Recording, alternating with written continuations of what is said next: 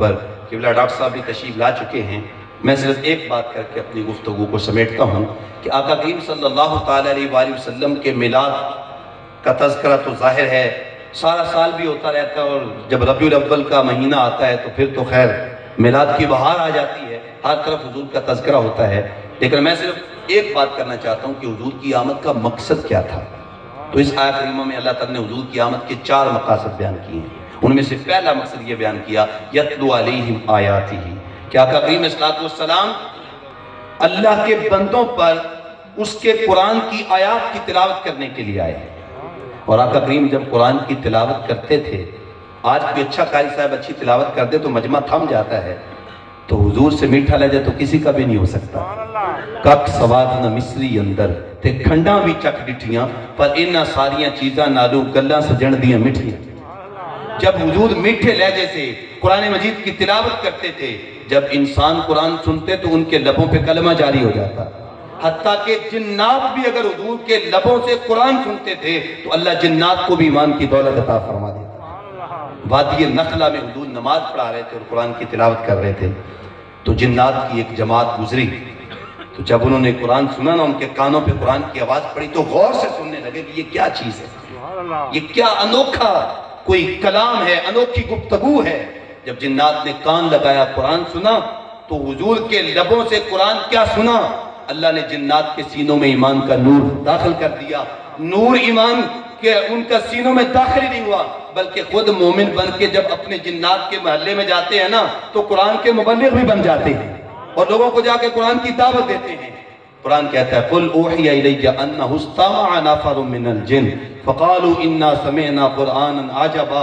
अपने महल्ले में जाके कहते हैं हमने तो अजीब कुरान सुना है, उसकी लज्जत और उसकी चाशनी बहुत ज्यादा है। यहदी इलर रुश्द, वो हिदायत देता है, रहनुमाई देता है। फ़आमन्ना बिही, हम उस कुरान पे ईमान ले आए हैं और हम कभी भी अपने रब के साथ शिरक नहीं करेंगे। अल्लाह अकबर। जब जिन्नात कुरान सुनते हैं तो वो हुजूर के गुलाम बन जाते हैं।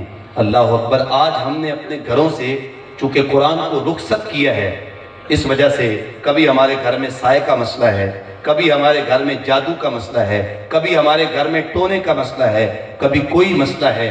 ये बात मैं दावे से कहता हूँ, जिस घर के अंदर तसलसल से कुरान की तिलावत होती है वहां कोई जादू नहीं असर कर सकता, वहां कोई जिन्नात और कोई साया असर नहीं कर सकता, इसलिए कि ये सारी चीजें नीचे हैं, अल्लाह का कुरान सबसे ऊंचा है।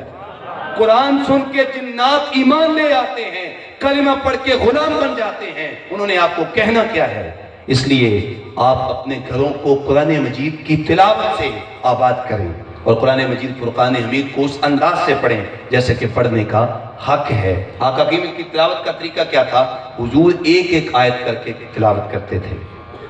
हज़रत सय्यदा उम्मे सलमा फरमाती वो पढ़ते थे अल्हम्दुलिल्लाहि रब्बिल आलमीन अर्रहमानिर रहीम मालिकी यौमिद्दीन, एक एक आयत कर। ये हमारे कारी साहबान जो एक ही जो है वो सांस में पूरी सूरत फातिहा पढ़ देते हैं ना, ये जायज़ तो हो सकता है, लेकिन हुजूर की तिलावत का तरीका ये नहीं है। हुजूर एक एक आयत करके पढ़ते थे, चूँकि इससे कुरान का फ़हम सही होता है और फिर बंदा उसको तवज्जो के साथ पढ़ सकता है। और दूसरा हुजूर की तिलावत का तरीका ये था कि हुजूर तरतील के साथ कुरान पढ़ते थे, चूँकि अल्लाह का हुक्म था। और तीसरा हुजूर की तिलावत का तरीका ये था कि हुजूर जब रहमत की आयत पढ़ते थे तो झोली फैला के रहमत मांगते थे अल्लाह से, और जब अजाब की आयत की तिलावत करते थे तो फिर अल्लाह के अजाब से पनाह मांगते थे। बस औकात कारी साहब तिलावत कर रहे होते हैं, वो सूरह तकवीर पढ़ रहे होते हैं और मजमा सुभान अल्लाह कह रहा होता है। हालांकि वहाँ पे सुभान अल्लाह तो नहीं कहना चाहिए, वहाँ पे तो अस्तगफिरुल्लाह कहना चाहिए, अला याज़ बिल्लाह कहना चाहिए।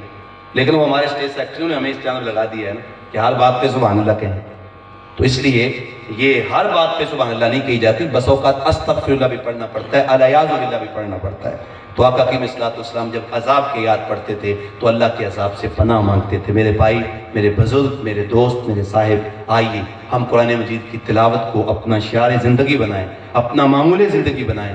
यही मिलाद का पैगाम है, यही इदारतुल मुस्तफ़ा का पैगाम है, यही वक्त की ज़रूरत है और यही हर दौर की ज़रूरत है कि हम अपने आप को कुरान मजीद फुरकान हमीद के साथ वाबस्ता करें और दिलों में हुजूर की मोहब्बत और प्यार रख के जब हम आगे बढ़ेंगे तो इंशाअल्लाह ताला ये गुमाश्ते लोग जो हैं ये हमारा कुछ नहीं बिगाड़ सकते। हम चूँकि कुरान से वाबस्ता नहीं है, दीन कमज़ोर है, इसलिए ये लोग जो हैं वो आका क़रीम सल्लल्लाहु अलैहि वसल्लम की नामूस पे जो वो हमला कर रहे हैं, डाके डाल रहे हैं, और ये हालात हमें देखने को मिल रहे हैं। अल्लाह ताला जल्ला शानुहु मेरे टूटे फूटे लफ्ज़ कबूल करके हम सबको अमल की तौफीक नसीब फरमाए।